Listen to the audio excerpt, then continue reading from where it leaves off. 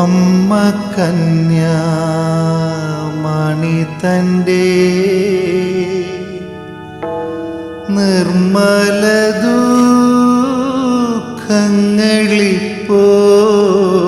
ദുഃഖങ്ങളിപ്പോൾ നന്മയാലേ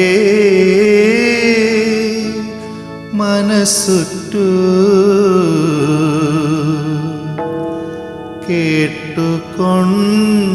കേട്ടുകൊണ്ടാലും ദുഃഖമൊക്കെ പറവാനോ വാക്കുപോരാ മനുഷ്യർക്ക് ഉൾക്കനെ ചിന്തിച്ചുകൊള്ളുവാൻ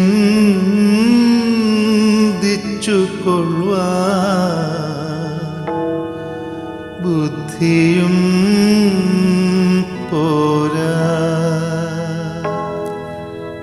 എൻ മനോവാക്കിൻ വശം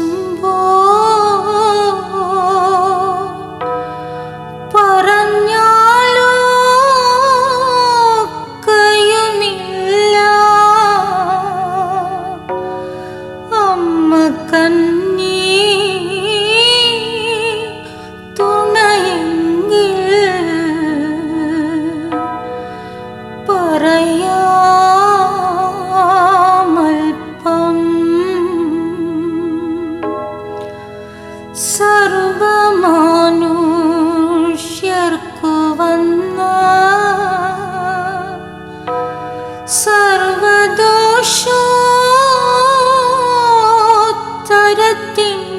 സർവദോഷോത്തരത്തിനായി സർവനാഥൻ മിശിഹായും മരിച്ച ശേഷം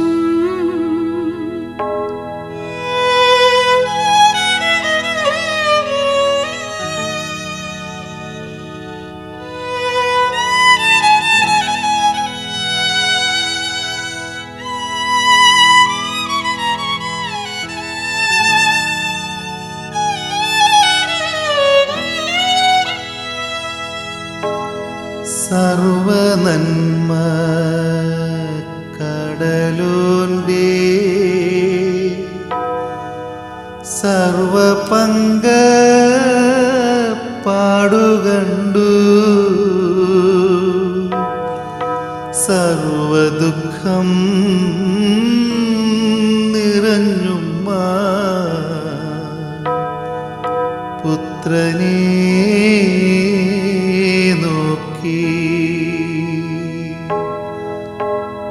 കുന്തമമ്പ്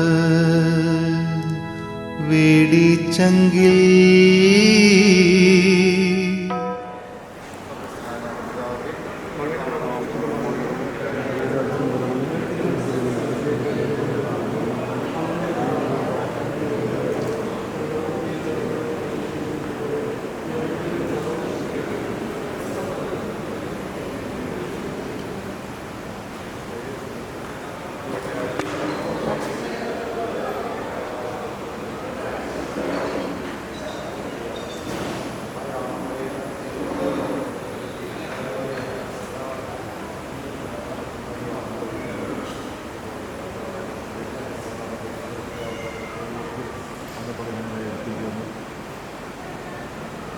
അങ്ങയെ ഉൾക്കൊണ്ടുകൊണ്ട് അങ്ങയുടെ പീഡാനുഭവത്തെയും ഒക്കെ ജനഹൃദയങ്ങളിലേക്ക് പകർന്നുകൊണ്ടായ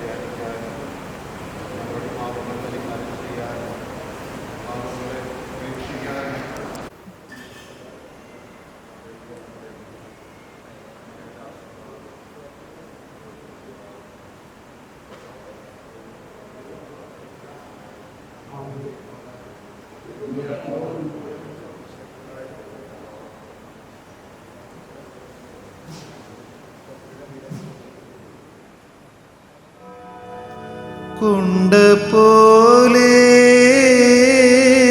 മനം വാടി തൻ തിരുക്കാൽ കരങ്ങളും തളർന്നു പാരം ചിന്തവെന്തു കണ്ണിൽ നിന്നു ചിന്തി വീഴും കണ്ണുനീരാ എന്തു ചൊല്ലാവതു ദുഃഖം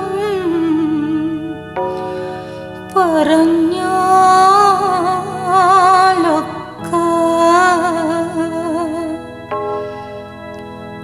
അന്തമറ്റ സർവനാഥൻ തൻ തിരുക്കൽപ്പനയോർത്തു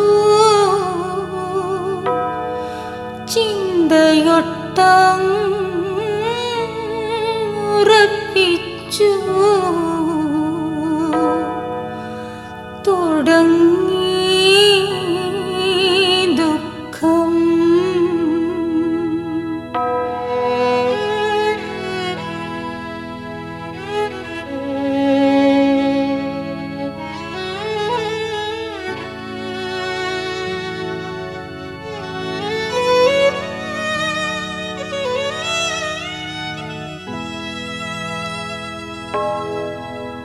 എൻ മകനേ നിർമ്മലനേ നന്മയെങ്ങും നിറഞ്ഞോനേ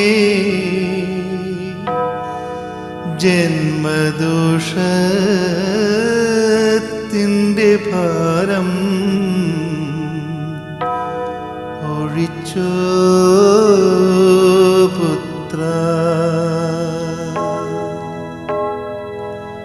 പണ്ടു മുന്നോർ കടം കൊണ്ടു കൂട്ടിയതു വീട്ടുവാനാ ആണ്ടവൻ നീ മകനായി പിറന്നോ പുത്ര ആദമാദി നരവർഗം ഭീതി കൂടാതെ പിഴച്ചു ഹേതുവതിൻ ഉത്തരം നീ ചെയ്തിതോ പുത്ര നന്നു നന്നു നരരക്ഷ നന്ദിയത്രേ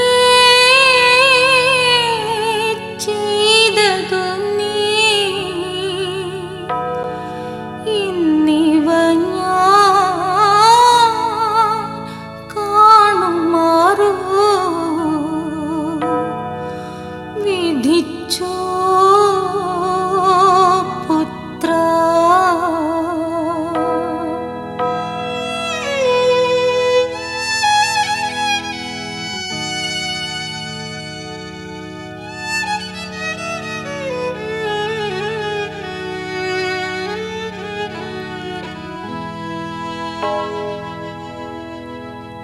മുന്നമേ ഞാൻ മരിച്ചിട്ടു പിന്നെ നീ ചെയ്തിവയെങ്കിൽ വന്നിതയോ മുൻ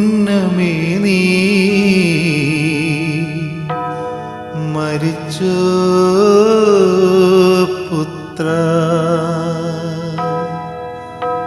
വാർത്ത മുമ്പേ അറിയിച്ചു യാത്ര നീ എന്നോടു ചൊല്ലി ഗാത്രദത്തം മാനുഷർക്കു കൊടുത്തോ പുത്ര മനുഷ്യർക്ക് നിൻ പിതാവോ മനോഗുണം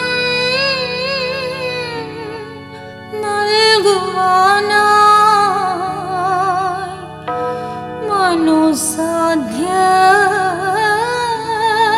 മനോസാധ്യമപേക്ഷിച്ചു കേണിതോ പുത്ര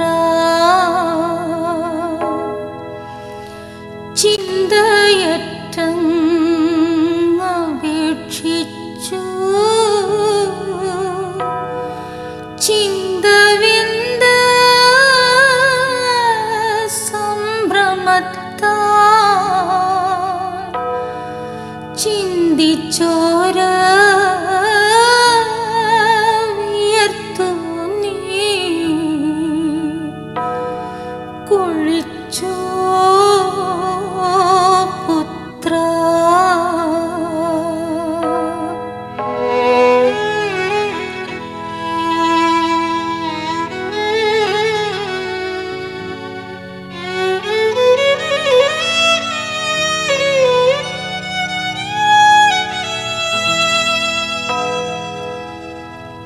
വിണ്ണിലോട്ടു നോക്കി നിന്റെ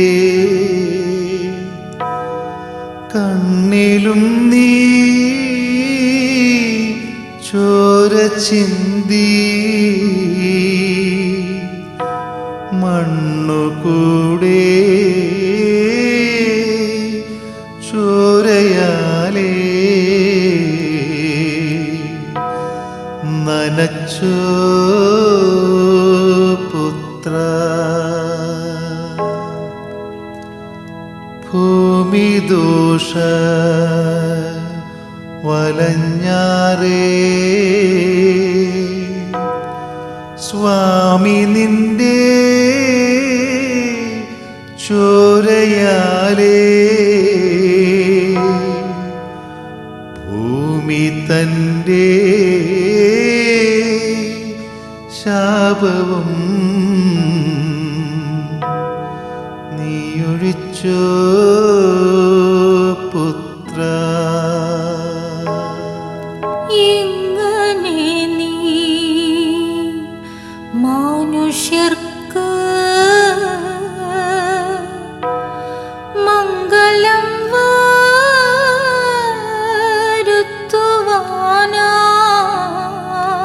വരുത്തുവാനായി തിങ്ങിന സന്താപമോട് ശ്രമിച്ചു പുത്ര വേള ഇങ്ങനെ ചെയ്തു കൂളി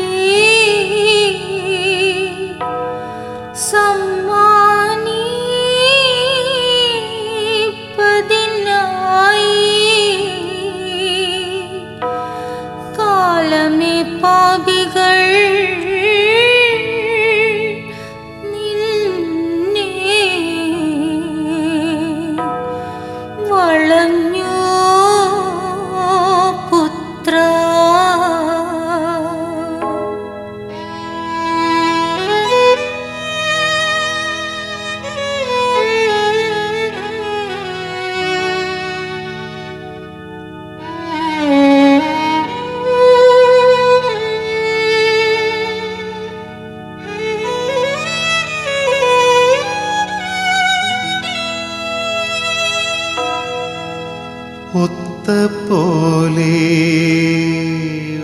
കുറ്റിക്കള്ളൻ മുത്തി നിന്നെ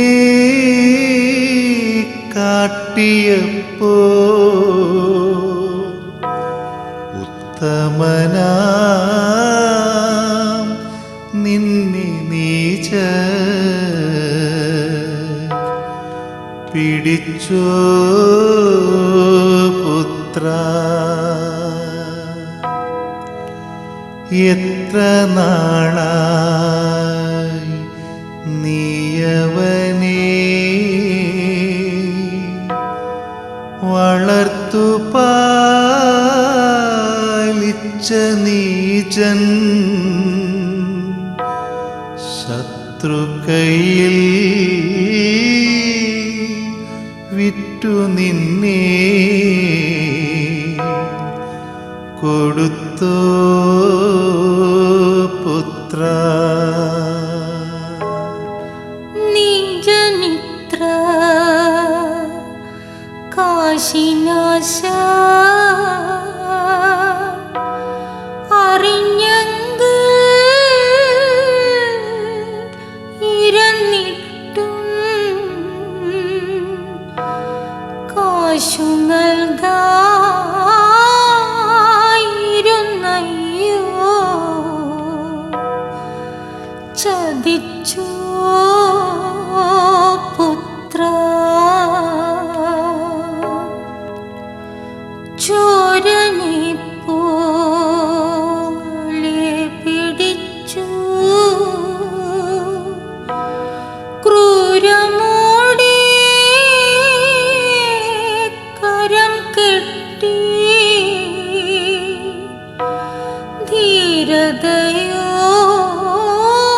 ധീരതയോടവർ നിന്നെ അടിച്ചോ പുത്ര.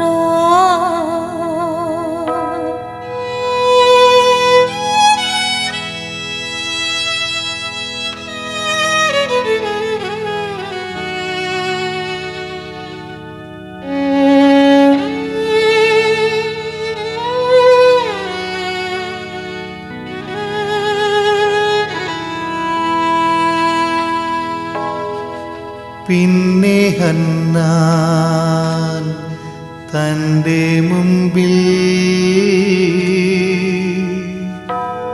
വെച്ചു നിന്റെ കവിളിന്മേ മണ്ണിലേക്കു നീജപാപി അടിച്ചോ പുത്ര. പിന്നെ ന്യായം വിധിപ്പാനാ ചെന്നു കയ്യേ പാടെ മുൻപിൽ നിന്ന ചെയ്തു നിന്നെ നീചൻ വിധിച്ചോ പുത്ര. സർവരെയും വിധിക്കുന്ന സർവസൃഷ്ടി സ്ഥിതിനാഥ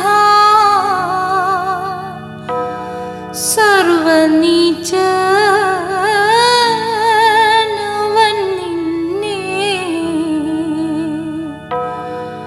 വിധിച്ചോ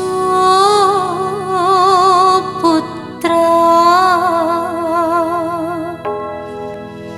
കാരണം കൂടാതെ നിന്നെ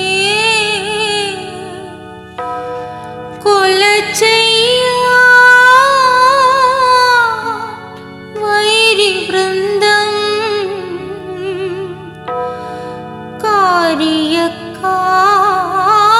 കാര്യക്കാരുടെ പക്കൽ കൊടുത്തു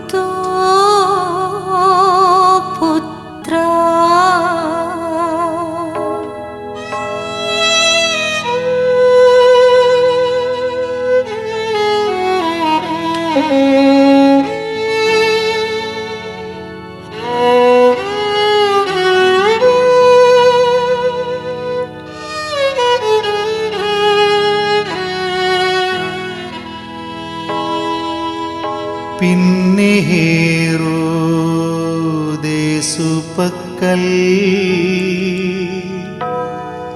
നിന്നെയവർ കൊണ്ടു ചെന്നു നിന്ന ചെയ്തു പരിഹസിച്ചു അയച്ചോ പുത്ര. പിന്നെ അധികാരിപക്കൽ നിന്നെയവർ കൊണ്ടു ചെന്നു നിന്നെ ആക്ഷേപിച്ചു കുറ്റം പറഞ്ഞോ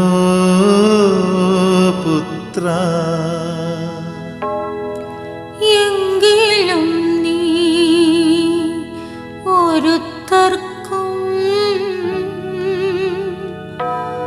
സങ്കടം ചെയ്തില്ല നൂനം. നിങ്ങളിത്ര വൈരമിവർക്ക് എന്തിതു പുത്ര.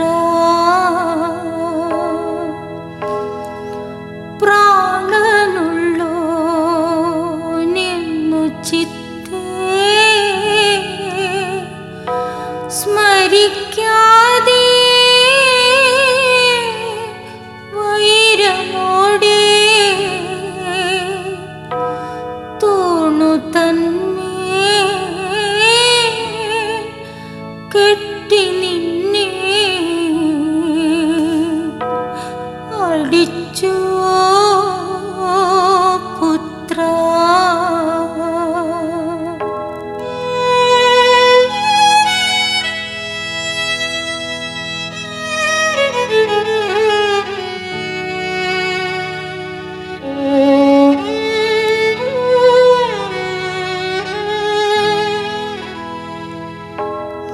ആളുമാറി അടിച്ചയ്യോ തൂളി നിന്റെ ദേഹമില്ല ചീളുപെട്ടു മുറിഞ്ഞു നീ വലഞ്ഞോ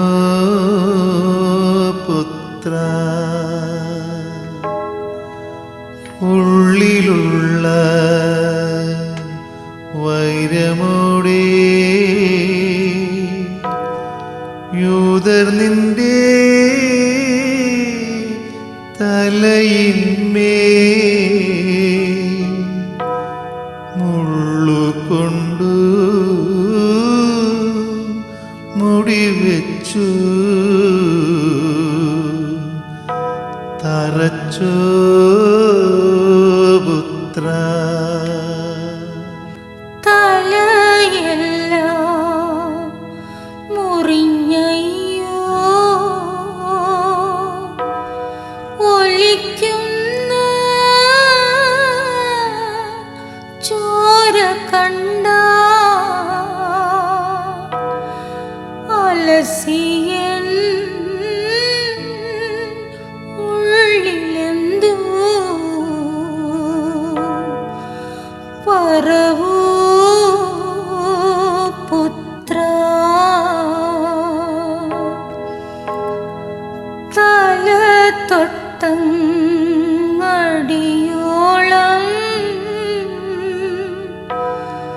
തൊലിയില്ല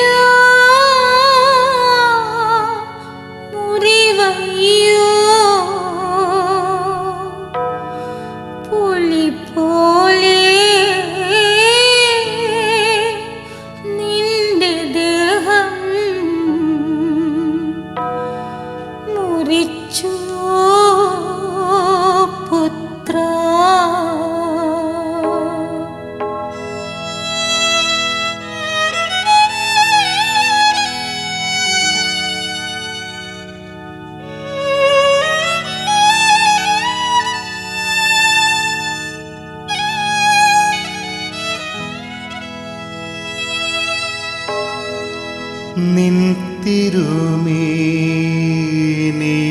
ചോര കുടിപ്പാനാ വൈരികൾക്കു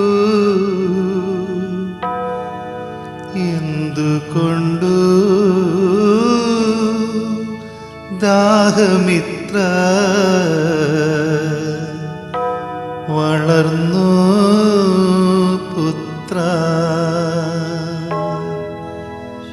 നിൻ തിരുമുഖത്തു തുപ്പി നിന്ന ചെയ്തു തൊഴുതയ്യോ ജന്തുവോടിങ്ങനെ കഷ്ടം ചെയ്യുമോ പുത്ര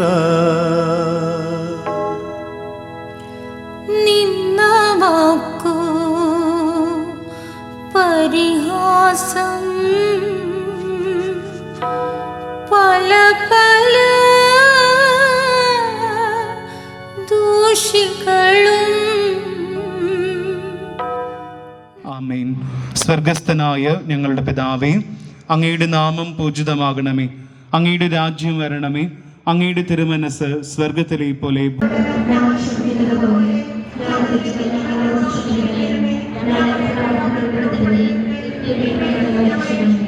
നന്മ നിറഞ്ഞ മറിയമേ സ്വസ്തി, കർത്താവ് അങ്ങയുടെ കൂടെ, സ്ത്രീകളിൽ അങ്ങ് അനുഗ്രഹിക്കപ്പെട്ടവളാകുന്നു, അങ്ങയുടെ ഉദരത്തിൻ ഫലമായ ഈശോ അനുഗ്രഹിക്കപ്പെട്ടവനാകുന്നു.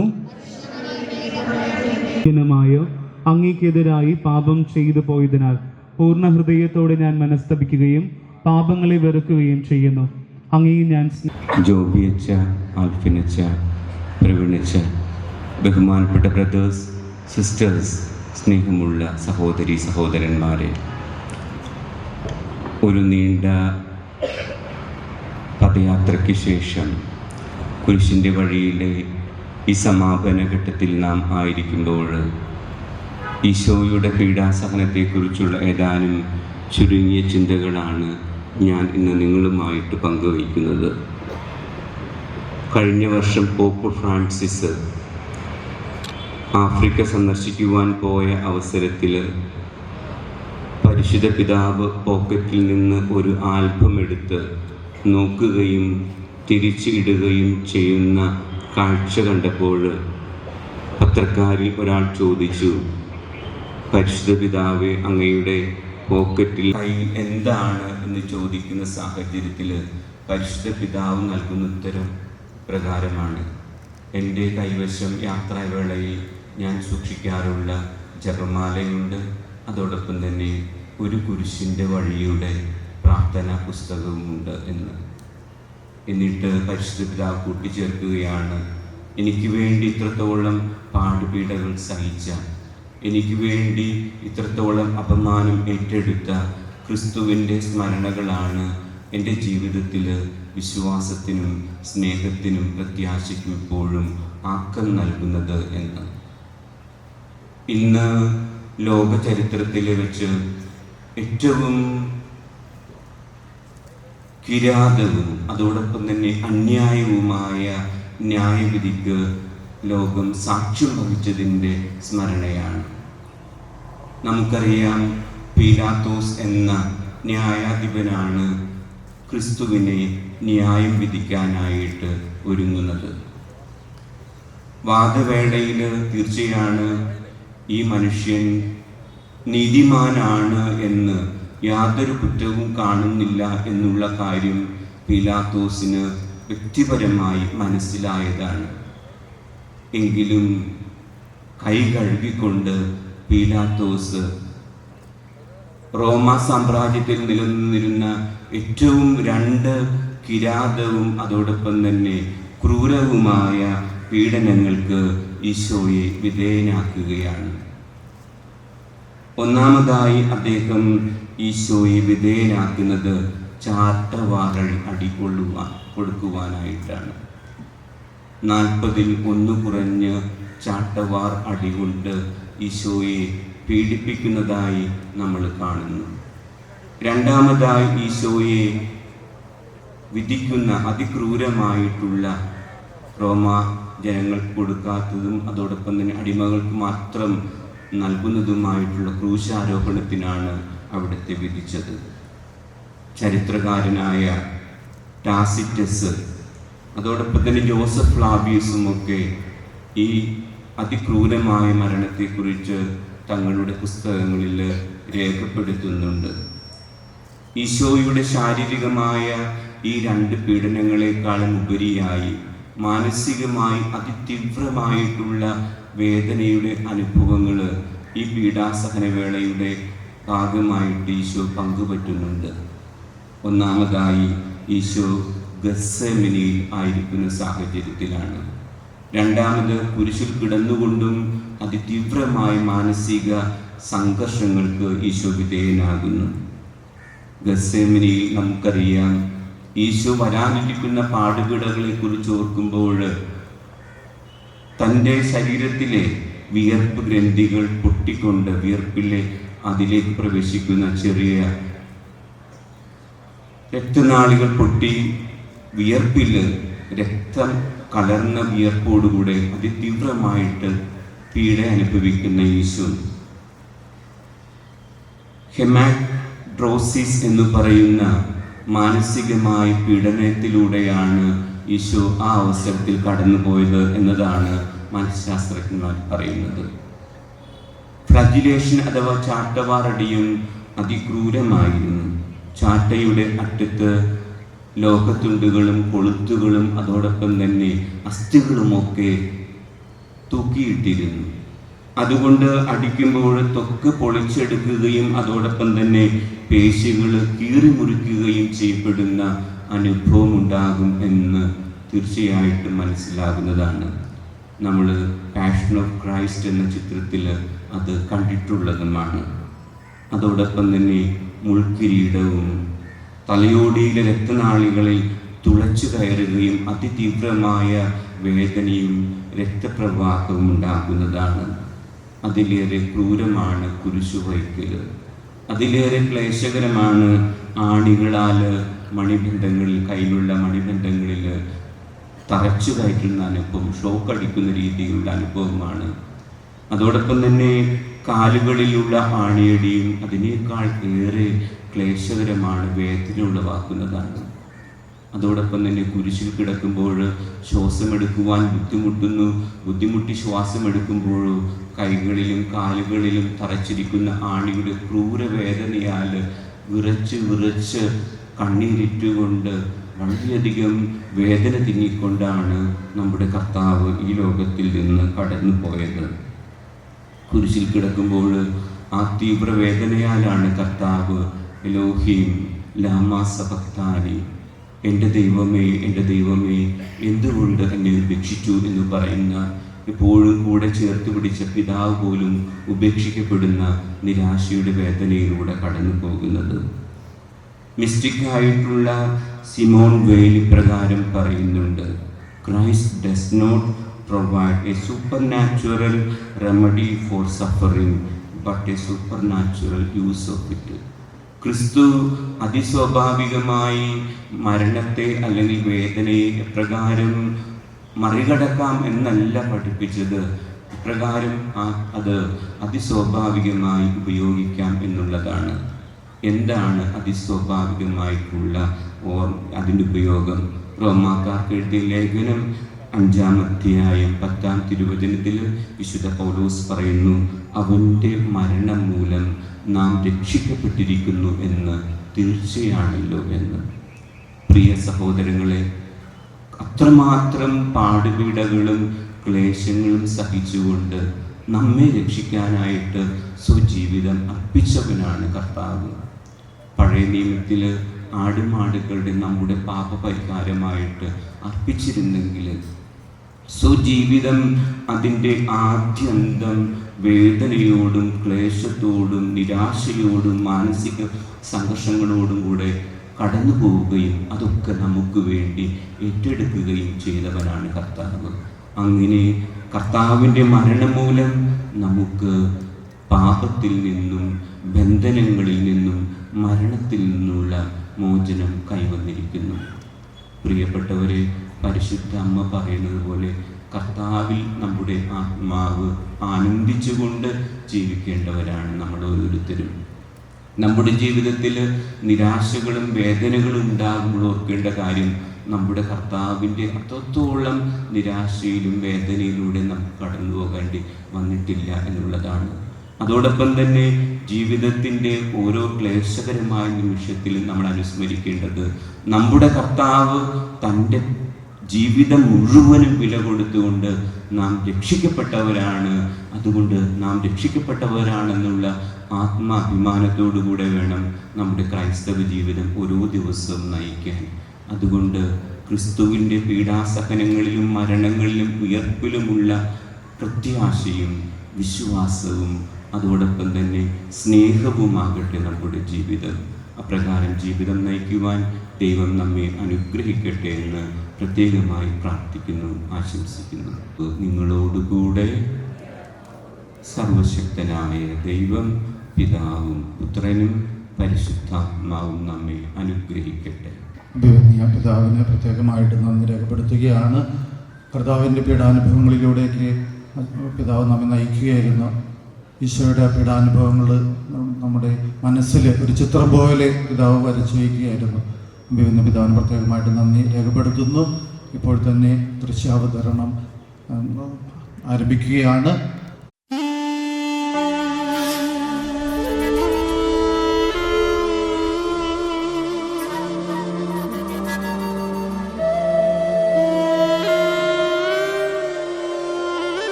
ഇതൊരു പ്രാർത്ഥനയാണ്.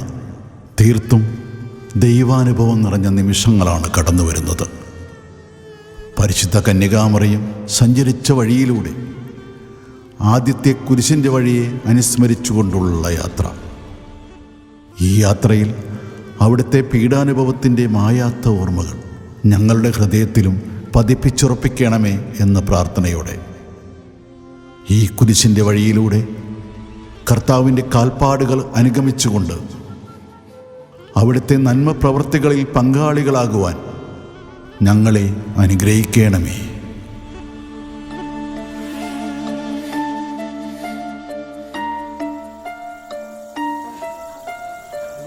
കണ്ടാലോ ആളറിയുകില്ല, ഉഴവുചാൽ പോൽ മുറിഞ്ഞിടും. കണ്ടാലോ മുഖശോഭയില്ല, ചോരയാൽ നിറഞ്ഞൊഴുകിയിടും. കണ്ടാലോ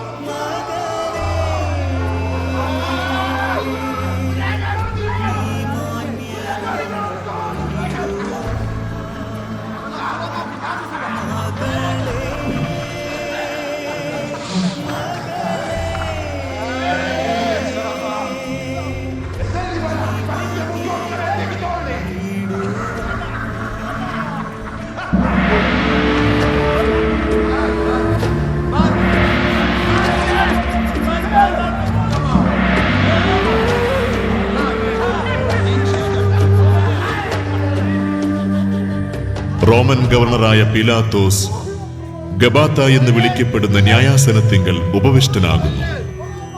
ഒരു കുറ്റവാളിയെ എന്നതുപോലെ പടയാളികൾ യേശുവിനെ ബന്ധിച്ച് പീലാത്തോസിന്റെ മുൻപിൽ കൊണ്ടുവന്ന് നിർത്തുന്നു.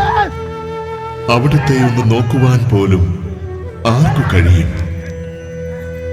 അവഹേളനത്തിന്റെ കൂരമ്പുകളായി തലയിൽ കാരമുൾമുടി, ഉണങ്ങി വരേണ്ട അധരങ്ങൾ, നിഷ്ഠൂരമായ ചമ്മട്ടിയടിയേറ്റ് മുറിഞ്ഞ ശരീരം, മേനിയിൽ നിന്നും വാർന്നൊഴുകുന്ന രക്തത്തിൽ നനയുന്ന വസ്ത്രങ്ങൾ, വിറയ്ക്കുന്ന കൈകാലുകൾ, മനസ്സിൽ പ്രിയമുള്ളവർ തന്നെ ഉപേക്ഷിച്ചു പോയ ദുഃഖം. ഈ നീതിമാന്റെ രക്തത്തിൽ എനിക്ക് പങ്കില്ല എന്ന് പറഞ്ഞ് കൈകൾ കഴുകിക്കൊണ്ട് പീലാത്തോസ് ഈശോയെ ക്രൂശിക്കുവാൻ ഏൽപ്പിച്ചു കൊടുക്കുന്നു. കുറ്റമില്ലാത്തവൻ കൊടും പാപിയായി വിധിക്കപ്പെടുന്ന ആ നിമിഷത്തിൽ പോലും മനുഷ്യപുത്രൻ നിശബ്ദനായി നിൽക്കുന്നു.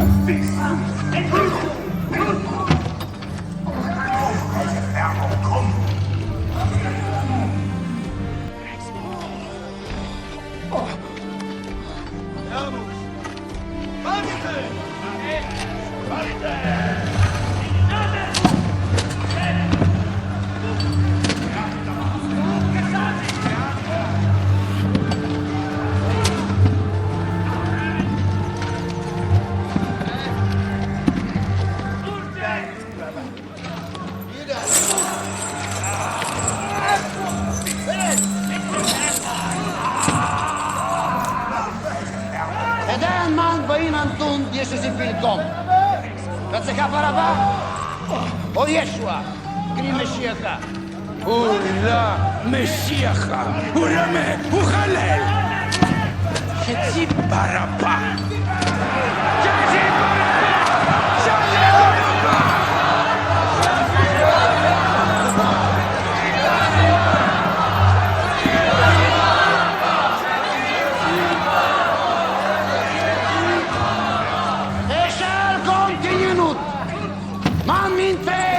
Pilkom.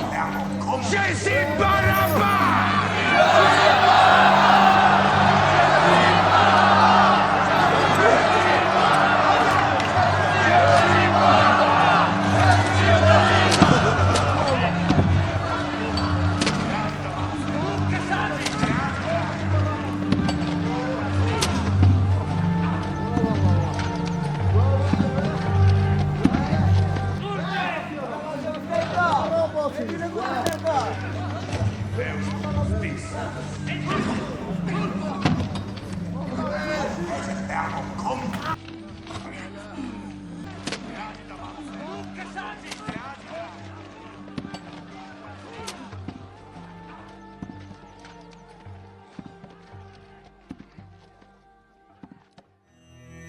ഭാരമേറിയ മരക്കുരിശ് പടയാളികൾ നാഥന്റെ തിരുത്തോളിൽ വയ്ക്കുന്നു. ഭാരത്താൽ അവിടുന്ന് മുൻപോട്ട് കുനിയുന്നു. കൊല്ലാൻ കൊണ്ടുപോകുന്ന കുഞ്ഞാടിനെ പോലെയും രോമം കത്തിരിക്കുന്നവരുടെ മുൻപിൽ നിൽക്കുന്ന ചെമ്മരിയാടിനെ പോലെയും അവൻ മൗനം പാലിക്കുന്നു. വിറയ്ക്കുന്ന കൈകളെ ബലപ്പെടുത്തി കുരിശും താങ്ങിക്കൊണ്ട് അവിടുന്ന് മനുഷ്യപാപത്തിന്റെ പരിഹാരയാത്ര ആരംഭിക്കുന്നു. വേച്ചുവേച്ച് ചുവടുവയ്ക്കുന്ന നാഥന്റെ ചുറ്റും നോക്കുക. സ്വന്തമെന്നു പറയാൻ ആരുമില്ല. യൂദാസ് അവിടുത്തെ ചുംബനം കൊണ്ട് ഒറ്റിക്കൊടുത്തു. പത്രോസ് 3 പ്രാവശ്യം തള്ളിപ്പറഞ്ഞു. മറ്റു ശിഷ്യന്മാർ ഓടിയൊളിച്ചു. ഓശാന ഗീതികൾ പാടി എതിരേറ്റ നഗരവാസികൾ ഇന്ന് നിശബ്ദരായിരിക്കുന്നു. ആൾക്കൂട്ടത്തിൽ ഏകാഗിയാകുന്നവർക്ക് പ്രതീകമായി അവൻ നടക്കുന്നു.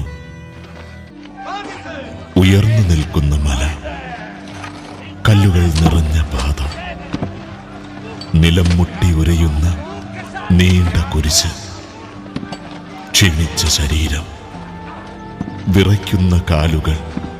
തിരുനാഥൻ കുരിശോടുകൂടെ നിലത്തു വീഴുന്നു. കാൽമുട്ടുകൾ പൊട്ടി രക്തമൊലിക്കുന്നു. യഹൂദ പ്രമാണികൾ പരിഹസിക്കുന്നു. പടയാളികൾ അവിടുത്തെ ക്രൂരമായി മർദ്ദിക്കുന്നു. ചുറ്റുമുള്ള ജനം അട്ടഹസിക്കുന്നു.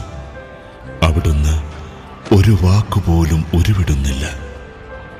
ഞാൻ നടക്കുന്ന വഴിയിൽ അവരെനിക്ക് കെണിവെച്ചിരിക്കുന്നു. ഞാൻ വലത്തുവശത്തേക്ക് നോക്കി, ആരും എന്നെ ശ്രദ്ധിക്കുന്നില്ല. ഒരു രക്ഷാകേന്ദ്രവും എനിക്ക് അവശേഷിക്കുന്നില്ല. വേദനകളും കഷ്ടതകളും നിറഞ്ഞ നേരത്ത് പ്രിയപ്പെട്ടവർ പോലും നിന്നെ ഉപേക്ഷിച്ചു എന്ന ദുഃഖമാണോ നാഥ നിന്നെ വീഴ്ത്തിയത്?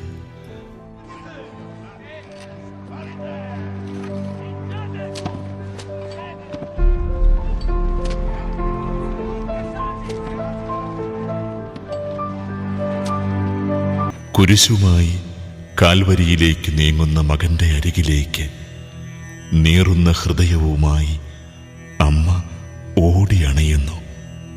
അവർ മുഖത്തോട് മുഖം നോക്കി നിൽക്കുന്നു. മാതൃഹൃദയത്തിന്റെ ദുഃഖം കണ്ണീരായി അണപൊട്ടിയൊഴുകുന്നു. വേർപാടിന്റെ വേദനയിൽ ഒന്നും സംസാരിക്കാനാകാതെ മകനും വിങ്ങിപ്പൊട്ടുന്നു. പരസ്പരം ഉള്ളും ഉള്ളതുമറിയുന്ന രണ്ട് ഹൃദയങ്ങൾ. മകന്റെ പ്രാണപീഡ അമ്മയുടെ ഹൃദയം തകർക്കുന്നു. അമ്മ ഏകയാകുമല്ലോ എന്ന ദുഃഖം മകന്റെ വേദന വർദ്ധിപ്പിക്കുന്നു. നിറകണ്ണുകളോടെ മകന്റെ മുഖം നോക്കി നിൽക്കുന്ന അമ്മയെ ജനിച്ചു വീഴുമ്പോൾ തന്നെ കുഞ്ഞിന്റെ മുഖം പോലും കാണാതെ ഉപേക്ഷിച്ചും ഗർഭപാത്രത്തെ മറ്റൊരു ഗാകുൽത്തായാക്കിയും ശ്രേഷ്ഠമായ മാതൃത്വത്തെ നിന്ദിക്കുന്ന ഈ ലോകത്തിനു വേണ്ടി നീ ക്ഷമാപണം നടത്തുകയാണോ?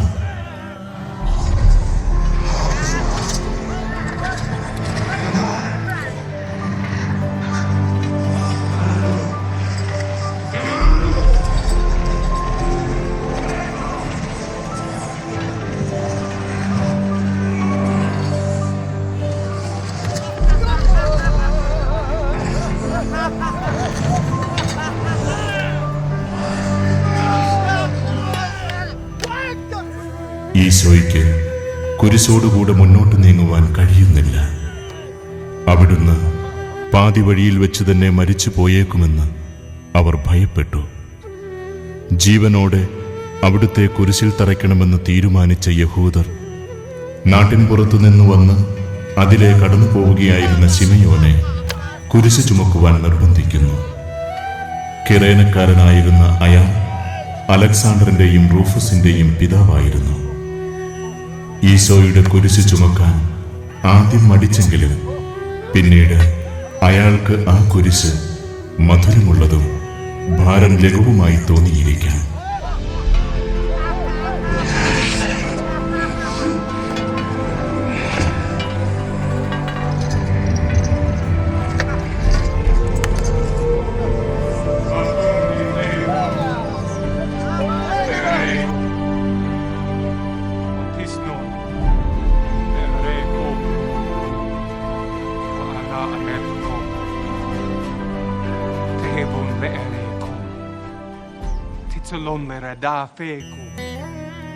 ആൾക്കൂട്ടത്തിൽ നിന്നും ഏകാകിനിയായി ഈശോയുടെ പക്കലേക്ക് കടന്നുവരുന്ന ഒരു സ്ത്രീ, ഭക്തയായ വേറോനിക്ക.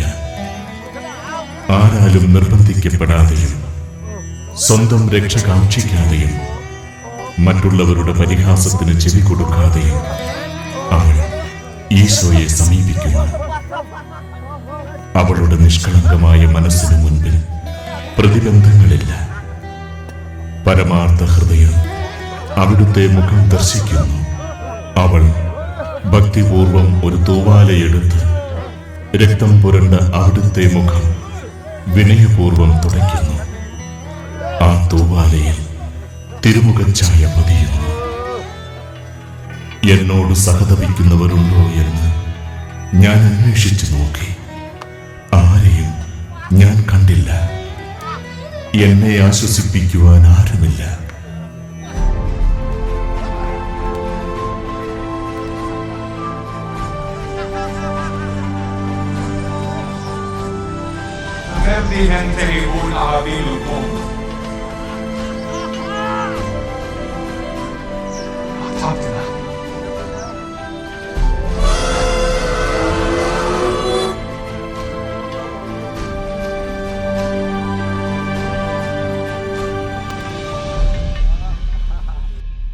ഈശോ കാലിടറി കുരിശോടുകൂടി 2-ാം പ്രാവശ്യം വീഴുന്നു. കുരിശിന്റെ കീഴിൽ ക്രിസ്തു ഞെരിഞ്ഞമരുന്നു. മുറിവുകളിൽ നിന്ന് രക്തം വാർന്നൊഴുകുന്നു. ദേഹമാകെ വേദനിക്കുന്നു. പടയാളികൾ കുരിശു വലിച്ചു മാറ്റി അവിടുത്തെ നിർദ്ധയമായി വലിച്ചുയർത്താൻ ശ്രമിക്കുന്നു. എന്റെ പ്രാണൻ പൊടിയോട് പറ്റിച്ചേർന്നിരിക്കുന്നു. ദുഃഖത്താൽ എന്റെ ഹൃദയം ഉരുകുന്നു. ഞാൻ മനുഷ്യനല്ല, കൃമിയാകുന്നു. മനുഷ്യർക്ക് നിന്ദാപാത്രവും ജനത്തിന് പരിഹാസ വിഷയവും. എങ്കിലും എന്റെ പിതാവ് എനിക്കു തന്ന പാനപാത്രം ഞാൻ കുടിക്കേണ്ടതല്ലയോ? എന്റെ ഹിതമല്ല, അവിടുത്തെ ഹിതം നിറവേറട്ടെ.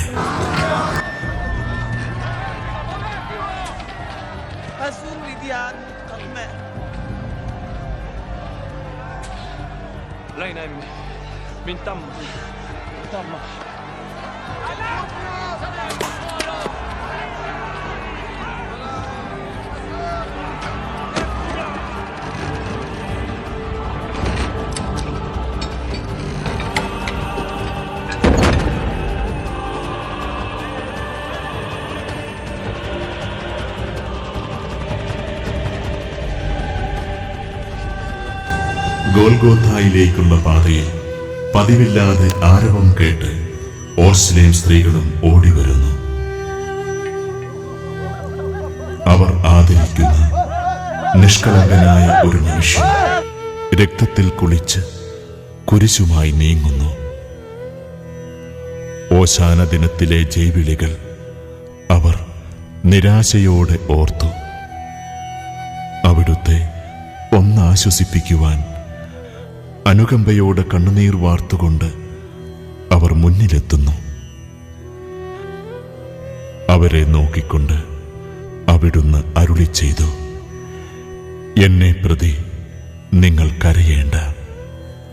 നിങ്ങളെയും നിങ്ങളുടെ മക്കളെയും പ്രതി കരയുവിൻ. പച്ചമരത്തോട് അവർ ഇങ്ങനെ ചെയ്യുന്നുവെങ്കിൽ ഉണങ്ങിയതിന് എന്താണ് സംഭവിക്കാൻ പോകുന്നത്?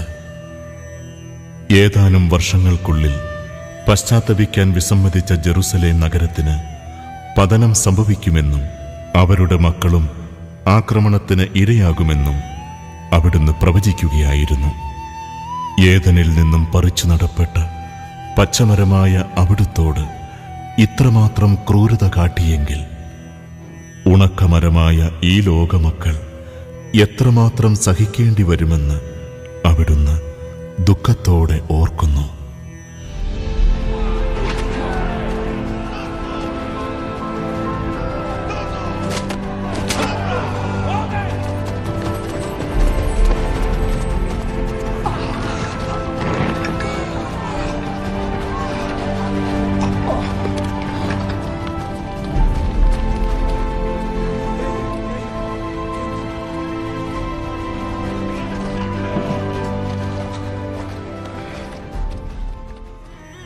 മുന്നോട്ട് ചുവടുവയ്ക്കുവാൻ അവിടുത്തേക്ക് ഇനി ശക്തിയില്ല. രക്തമെല്ലാം തീരാറായതിനാൽ തല കറങ്ങുന്നു, ദേഹമാകെ വിറയ്ക്കുന്നു. അവിടുന്ന് 3-ാം പ്രാവശ്യം നിലം പതിക്കുന്നു. സ്വയമൊന്ന് അനങ്ങാൻ പോലും സാധിക്കുന്നില്ല. റോമൻ പടയാളികൾ മൃഗീയമായി അവിടുത്തെ വലിച്ചെഴുന്നേൽപ്പിക്കുവാൻ ശ്രമിക്കുന്നു. ജീവിതയാഗം പൂർത്തിയാകാൻ ഇനി അധികം സമയമില്ല.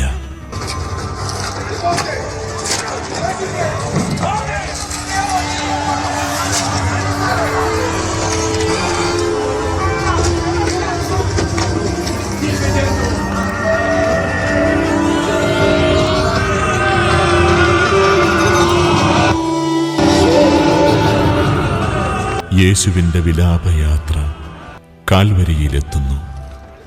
പട്ടാളക്കാർ അവന് മേറ കലർത്തിയ വീഞ്ഞ് കുടിക്കാൻ കൊടുക്കുന്നു. അവനത് രുചിച്ചു നോക്കിയെങ്കിലും കുടിക്കാൻ ഇഷ്ടപ്പെടുന്നില്ല. തുടർന്ന് പടയാളികൾ രക്തക്കറ പുരണ്ട അവിടുത്തെ തിരുവസ്ത്രങ്ങൾ ഉരിഞ്ഞെടുക്കുന്നു. അവഹേളനത്തിൻ്റെ ആ നിമിഷങ്ങളിലും അവിടുന്ന് ശാന്തനായി നിൽക്കുന്നു.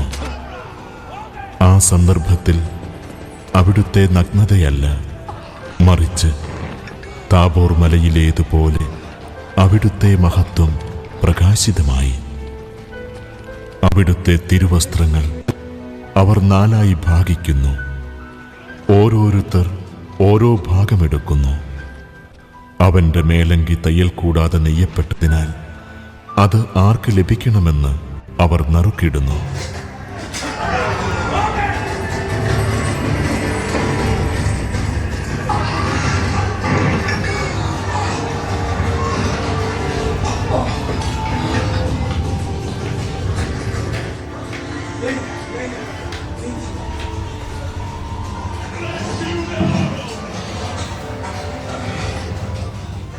നഗ്നനായ ഈശോയെ കുരിശിൽ കിടത്തുന്നു. ആണിപ്പഴുതുകളിലേക്ക് കൈകാലുകൾ വലിച്ചു നീട്ടുന്നു. എല്ലാവരും ശ്വാസമടക്കി പിടിച്ച് ആ കാഴ്ച കാണുമ്പോൾ ചുറ്റിക കൊണ്ടുള്ള ആദ്യത്തെ അടിയുടെ ശബ്ദം കാൽവരിയിൽ മുഴങ്ങുന്നു. അടിയുടെ ശബ്ദവും നാഥന്റെ നിലവിളിയും താഴ്വരയിൽ തട്ടി പ്രതിധ്വനിക്കുന്നു. ചുറ്റിക പലവട്ടം ഉയർന്നു താഴുന്നു. ലോകത്തിലേക്ക് സകല കൃപകളും ഒഴുക്കുന്ന രക്ഷകന്റെ കൈകളിലേക്ക് കൂർത്ത ആണികൾ ആഴ്ന്നിറങ്ങുന്നു. നഷ്ടപ്പെട്ട ആടുകളെ അന്വേഷിച്ച് നടന്ന് മുള്ളുകളേറ്റ തൃപ്പാദങ്ങളിലും ആണി ആഴ്ന്നിറങ്ങുന്നു. മനുഷ്യന് സങ്കൽപ്പിക്കാൻ കഴിയാത്ത വിധം ദുസ്സഹമായ പീഡകൾ. എങ്കിലും അവിടുത്തെ കണ്ണുകളിൽ നൈരാശ്യമില്ല. പിതാവിൻ്റെ ഇഷ്ടം നിറവേറട്ടെ എന്ന് അവിടുന്ന് പ്രാർത്ഥിക്കുന്നു.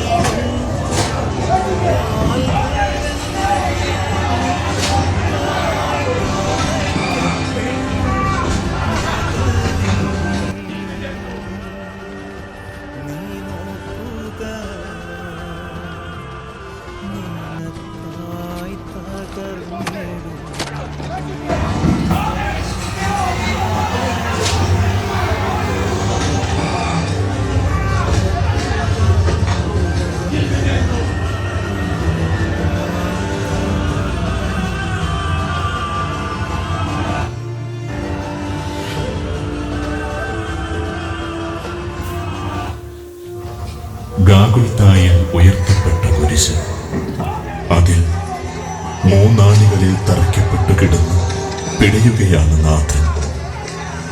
2 കള്ളന്മാരുടെ നടുവിൽ കുരിശിൽ തറയ്ക്കപ്പെട്ട നാഥൻ ശത്രുക്കൾക്കു വേണ്ടി പ്രാർത്ഥിക്കുന്നു. നല്ല കള്ളനെ ആശ്വസിപ്പിക്കുന്നു. അവസാന മണിക്കൂറിലെ കഠിന വേദനയിലും അമ്മയുടെയും പ്രിയ ശിഷ്യനായ യോഹന്നാന്റെയും ഭാവിയെക്കുറിച്ച് ആകുലനാകുന്ന നാഥൻ അമ്മയോട് അരുൾ ചെയ്യുന്നു, അമ്മേ, ഇത് നിന്റെ മകൻ. തുടർന്ന് ശിഷ്യനോട് അരുൾ ചെയ്യുന്നു, മകനെ, ഇതാ നിന്റെ അമ്മ. അപ്പോൾ സൂര്യനിരുണ്ടു, ഭൂമി മുഴുവൻ അന്ധകാരം വ്യാപിച്ചു. ആ സമയത്ത് കുരിശിൽ കിടന്നുകൊണ്ട് എന്റെ ദൈവമേ, എന്റെ ദൈവമേ, എന്തുകൊണ്ട് എന്നെ ഉപേക്ഷിച്ചു എന്ന് തുടങ്ങുന്ന സങ്കീർത്തനം ഒരു തേങ്ങലായി ഉയർന്നു. കുരിശിൽ കിടന്ന വേളയിലും 22-ാം സങ്കീർത്തനം ഉരുവിട്ടുകൊണ്ട് നാഥൻ യഹൂദരുടെ പ്രാർത്ഥനയിൽ പങ്കുചേരുകയായിരുന്നിരിക്കാം. യഹൂദരുടെ പ്രാർത്ഥനകളിൽ അധികവും സങ്കീർത്തനങ്ങളായിരുന്നല്ലോ. കുരിശിൽ കിടന്ന നേരമത്രയും ദൈവപരിപാലനയുടെ തുടർന്നുള്ള ആ സങ്കീർത്തന ഭാഗങ്ങൾ അവിടുന്ന് ചൊല്ലുകയായിരുന്നില്ലേ? അങ്ങയുടെ കരങ്ങളിൽ എൻ്റെ ആത്മാവിനെ സമർപ്പിക്കുന്നു എന്ന 31-ാം സങ്കീർത്തന ഭാഗം എത്തിയപ്പോൾ ഈശോ മരണത്തോടടുത്തിരുന്നു. എല്ലാം പൂർത്തിയായിരിക്കുന്നു.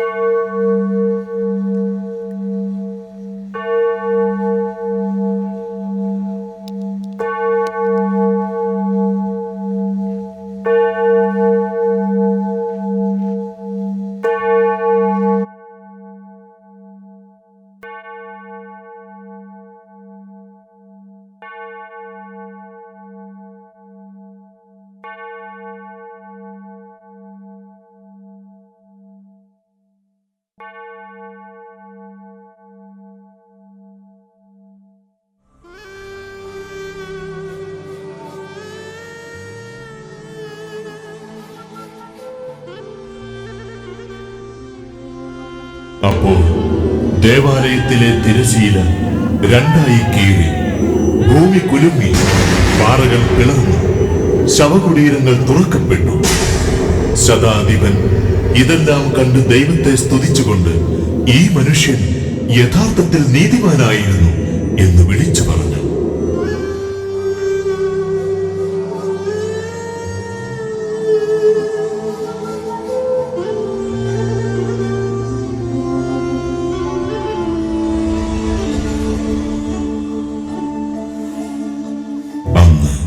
വെള്ളിയാഴ്ചയായിരുന്നു. പിറ്റേന്ന് ശാബതമാകും. മൃതശരീരങ്ങൾ ശാബത ദിവസം കുരിശിൽ കിടക്കാൻ പാടില്ലെന്നായിരുന്നു യഹൂദന്മാരുടെ ചട്ടം. ആ ശാബത ദിവസമാകട്ടെ ഒരു വലിയ ദിവസമായിരുന്നു. അതിനാൽ കുരിശിൽ കിടന്നവരുടെ കാലുകൾ തകർത്ത് അവരെ നീക്കം ചെയ്യാൻ യൂദന്മാർ പീലാത്തോസിനോട് അപേക്ഷിച്ചു. അതുകൊണ്ട് പടയാളികൾ വന്ന് അവനോട് കൂടെ ക്രൂശിക്കപ്പെട്ടിരുന്ന 2 പേരുടെയും കാലുകൾ തകർത്തു. ഈശോയെ സമീപിച്ചപ്പോൾ അവൻ മരിച്ചു കഴിഞ്ഞു എന്ന് കാണുകയാൽ അവന്റെ കാലുകൾ തകർത്തില്ല. എന്നാൽ പടയാളികളിൽ ഒരുവൻ അവന്റെ പാർശ്വത്തിൽ കുന്തം കൊണ്ട് കുത്തി. ഉടനെ അവിടെ നിന്ന് രക്തവും വെള്ളവും പുറപ്പെട്ടു.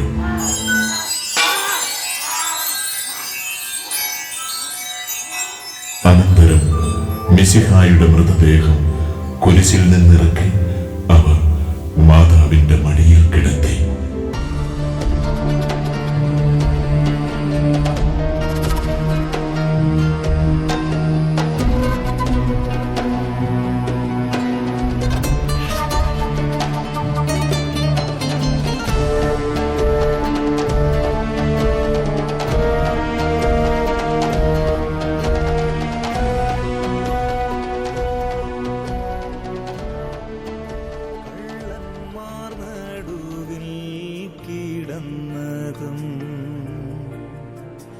നിന്നെ ഉയർത്തുവാനല്ലയോ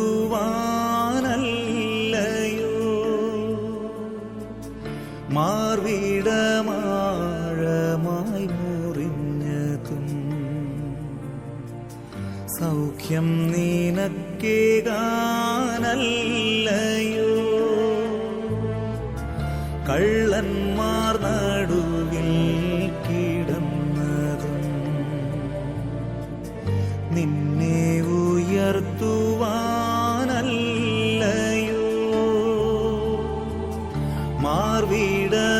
മാർവിടമാഴമായി മുറിഞ്ഞതും സൗഖ്യം നിനക്കേകാനല്ലയോ